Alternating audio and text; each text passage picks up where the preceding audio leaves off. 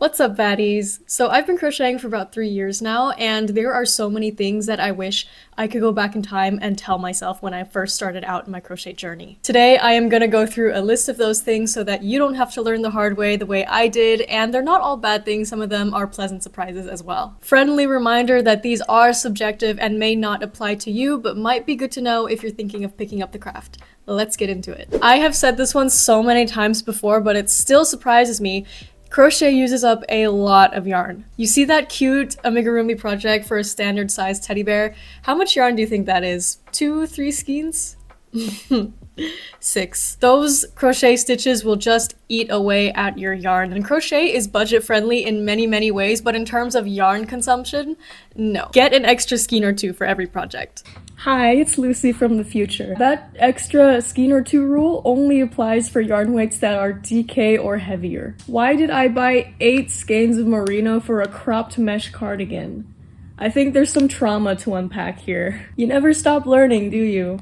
The reason why I tended to underestimate my yarn requirements, and I still do, is because I learned crochet having already learned knitting first. I wish I was prepared for just how much my knitting experience would affect my crochet experience, and it's mostly good things. Mind you, I am not good at knitting, I only know the rudimentaries, but for instance, I already had quite good fine motor skills in my hands, I had some understanding of tension, and I already owned some yarn that I could start with. The one aspect where knitting impacted me negatively was my grip. Everybody holds their crochet hook differently, but there's 2 main grips. You have a pencil grip and a knife grip. When I was learning crochet, I naturally adopted a knife grip because it's kind of the same grip you use to hold knitting needles. But at the very start when I was learning, I came across only tutorials of people using a pencil grip.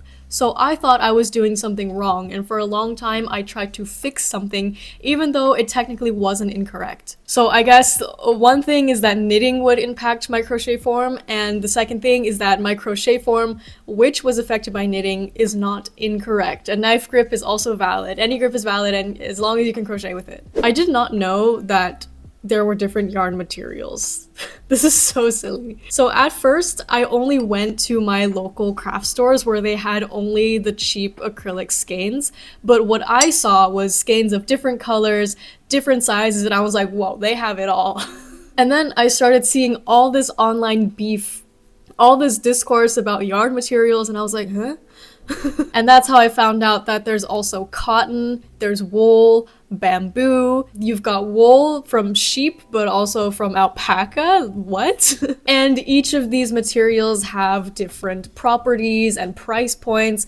Cotton is great for bags, for instance, wool is great for wearables, acrylic is good for toys and accessories, and people develop different preferences over what kind of yarn material they like. This was something that never occurred to me. I thought there was size and color, and that was it. I didn't know that there was different material. And so there's a lot of discourse about like material and price points and elitism, organic versus synthetic, and the whole concept of a yarn snob. So that prompted me to look into how I can source my yarn more ethically without breaking my bank, and that's also something that I wish I had done sooner. Hey Lucy, nice mug. Thank you so much. I actually drew this design by myself. Oh, neat. How did you get it printed on the mug though? I use Printful, the sponsor of this video. Actually guys, I didn't intend on getting this mug. I drew the graphic kind of as a joke, just to demonstrate how to use Printful, but my boyfriend ended up liking it so much, I ended up ordering it with money out of my own pocket. This is not my first time using their printing service. I actually used to run a business back in high school with it. You don't believe me? Here is the order history as proof. Let me just say, their quality has improved since. So Printful has all types of products. I used to sell hoodies. I did this by connecting all my templates to a Shopify store. Printful is compatible with a lot of e-commerce websites such as TikTok Shop and even Wix. What I really dig is the fact that Printful has multiple production facilities, so no matter where you order their products from, it is getting manufactured close to you, which keeps shipping costs low and service fast. Everything is on demand, so I didn't have to buy any of my own inventory or do the screen printing myself. I just drew this pigeon using the trackpad on my MacBook, and now I have a new favorite mug. Whether you want to just make custom gifts for your loved ones or you want to try starting a business, you can click the link in my description to try out Printful. Thank you, Printful! Okay, let's get back to the video. So I started looking into how I can ethically source my yarn without having to spend $25 a skein on some hand-spun naturally dyed wool. And I wish I knew just how easy it was to get yarn secondhand, and I just wasn't looking in the right places. There is always somebody who bulk bought with the intention of learning knitting or crochet, and then they gave up 2 weeks later. Someone who decluttered their stash. Somebody with a family member who crochets who passed away. It didn't occur to me for a long time that yarn was something that you could get pre-loved. In my area, if you want to shop new, there's only the discount like big box craft stores where you get really cheap acrylic skeins, and then there's Stephen and Penelope, which is like the bougie $25 a skein natural yarn. So a while I was stuck. I was like, there's no in between. But if I were to start again, the first place I'm hitting up is the thrift store, and then I'm going on Facebook Marketplace, and then I'm going on Vinted, and then I'm hitting up my friends and family. I wish that I had kept tabs on all the patterns and tutorials that I enjoyed. Sometimes I think back to a project that I did over a year ago, and I cannot for the life of me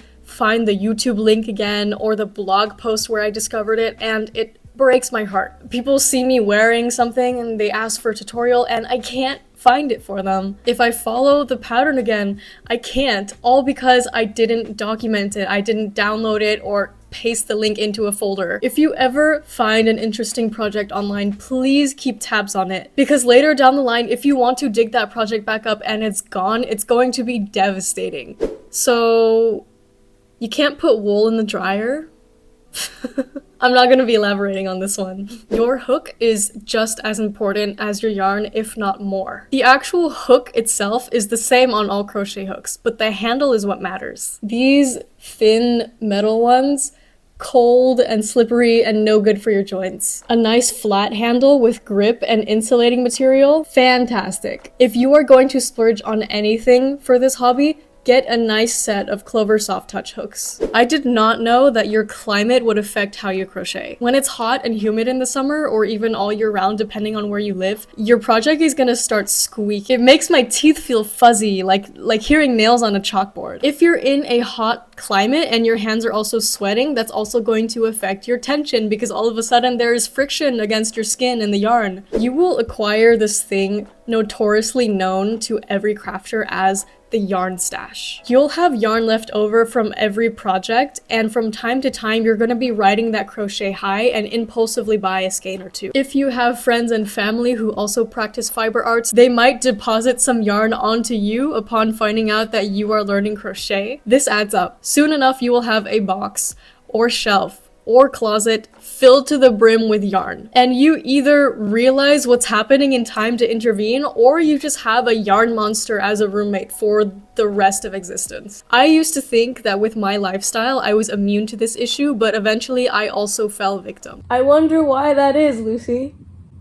I wonder why. Crochet is deceivingly low equipment, so the yarn really creeps up on you. Try to be conscious about your spending habits from day one. It's better to have never bought something than to have to let it go, potentially to waste later down the line. This next one is so stupid, but the things you crochet will exist after you crochet them. I bid goodbye to so many of my early projects because I just didn't think about where they would go upon completion. I don't even wear hats that often, so why did I make 8 of the same hat? I don't have space for plushies. Why did I make 12 fucking plushies? I made so many things that I didn't have interest in having and using. I was focused solely on the fun of making the project itself. But if you don't find a purpose for your projects, you're just gonna end up with so many things that don't really have a place to go. And that's gonna make you less motivated to work on the project as well if you don't have your intentions set right. So it's really important to have a place and a purpose for each project. Am I gonna wear it? Am I gonna give it to somebody else? Am I gonna display it in my house? Do I actually like its appearance? It's easy to forget that crochet is supposed to be fun.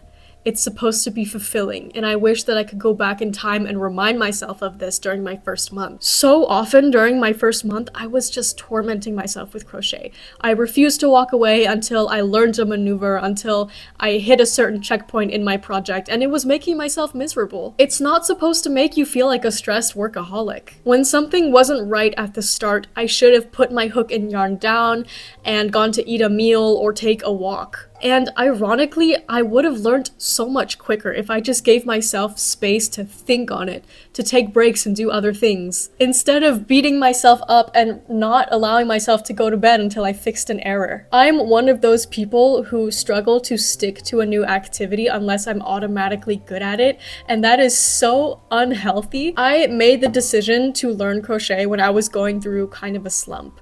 Crochet should have been the craft that taught me to take my time to learn something, that taught me that it's okay to enjoy things without being good at them. It wasn't until a year and a half later when I began to learn pole dancing that realization really came to me. I wish I knew that there is crochet for every style. When I first got into crochet, I was seeing two distinct aesthetics. There was the 2020 kidcore, the very oversaturated fluorescent rainbow colors and big blocky projects.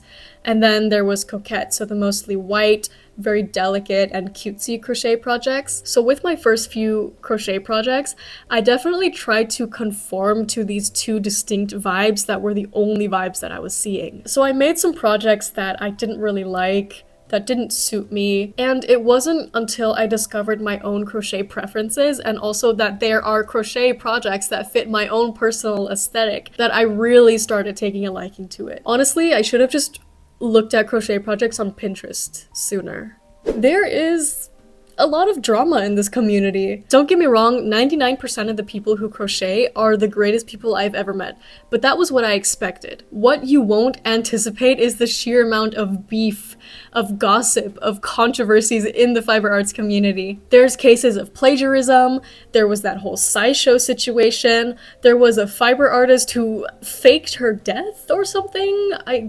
Creators called out for lying and scamming and so much crazy shit. If you just search on YouTube crochet controversy, you're gonna get so many commentary videos covering these events, and honestly, these are great as something to watch while you crochet.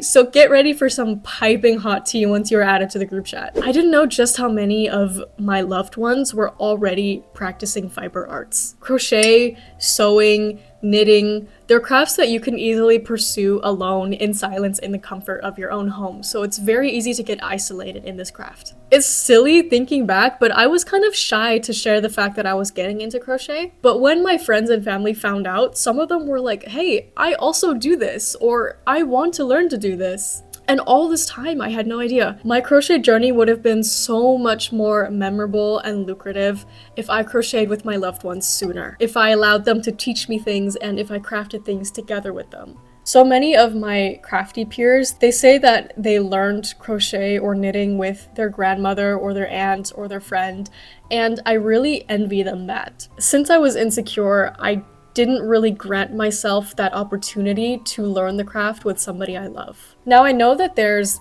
bad eggs in every community, and I was definitely very naive at the start. I definitely also had certain preconceptions about what a person who crochets is like. So when I actually started meeting and forming connections with fiber artists, I was both pleasantly and unpleasantly surprised. I wish I had been informed sooner about the history and the politics of fiber arts, and I'm still in the process of learning. Fiber arts has such a rich history. It emerged in so many different regions. It made for so many inventions. There were so many ways throughout history in which knitting and crochet was utilized. Did you know that knitting is a binary system and paved the way for the first computer?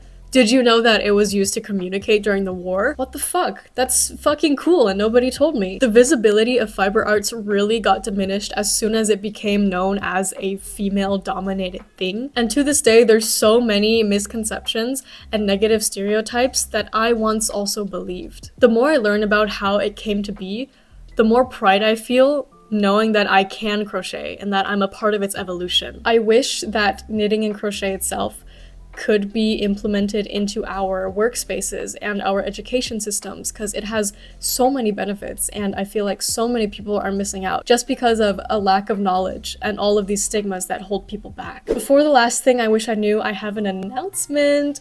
My Totoro hoodie pattern is officially out. You can get it on my Etsy, my Ko-fi, and my Ravelry. The first 15 people to use the code Korea25 on Etsy get a 20% off discount. Huge shout out to all of my pattern testers. You guys were absolutely fantastic. It was such a pleasure working on this pattern with you guys. I genuinely could not have done it without you. I'm so grateful for you guys. Like, I don't even know how to thank you. I hope that we can do more collaborations with each other like this in the future. This was my first time having such a large group of pattern testers.